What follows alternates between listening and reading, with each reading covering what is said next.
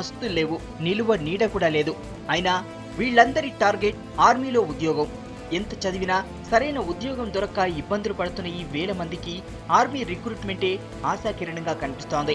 అందుకే శ్రీకాకుళం, విజయనగరం, విశాఖపట్నం, తూర్పుగోదావరి, యానం ప్రాంతాల అభ్యర్థులు వేలాదిగా ఈ ర్యాలీకి హాజరవుతున్నారు. ఈ నెల 1న విజయనగరంలో మొదలైన ఆర్మీ రిక్రూట్మెంట్ ర్యాలీ 9 వరకు కొనసాగనుంది.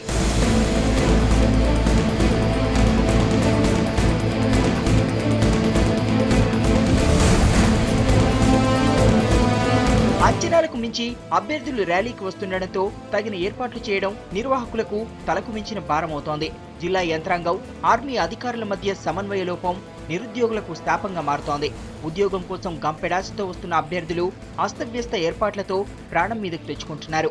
గ్రౌండ్లోకి త్వరగా వెళ్లాలన్న అభ్యర్థుల ఆరాటంలో తొక్కిసలాట జరగడంతో 3 తీవ్ర గాయాల పాలయ్యారు.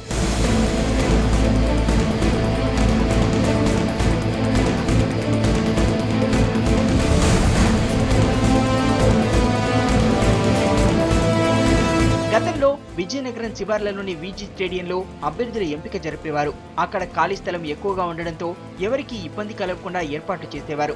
ఇప్పుడు సిటీ మధ్యలో జరుపుతున్న ఈ ర్యాలీలో తగిన వసతులు లేవు. ఒకరోజు ముందే సిటీకి చేరుకుంటున్న నిరుద్యోగులు నడి రోడ్డుపైనే ఉండాల్సి వస్తోంది.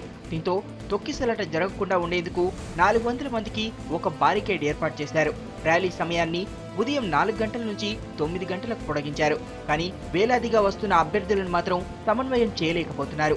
ఇటు ఉద్యోగమే తమ లక్ష్యమని, ఎన్ని ఇబ్బందులైనా భరిస్తామని అభ్యర్థులు అంటున్నారు. నేను degree BSc chemistry 3rd year నాది. జాబుల గురించి వచ్చాను. అంటే ఇప్పుడు నా హై క్వాలిఫికేషన్ ఉన్నాను, కానీ తక్కువ క్వాలిఫికేషన్ వల్ల ఆర్మీలో చేయడానికి ఎందుకు వచ్చానంటే మా కష్టం ఏదైనా జాబ్ కొట్టాలనే ఉద్దేశంతో వచ్చాము. నైటల్లా నిద్ర లేకుండా ఇలాగే జాబ్ గురించి ఇలాగే కాసాం. నైట్ 10 గంటల నుంచి వెయిట్ చేసాం. ఇప్పుడు ఇంకా రన్నింగ్ స్లిప్లు ఇచ్చారు.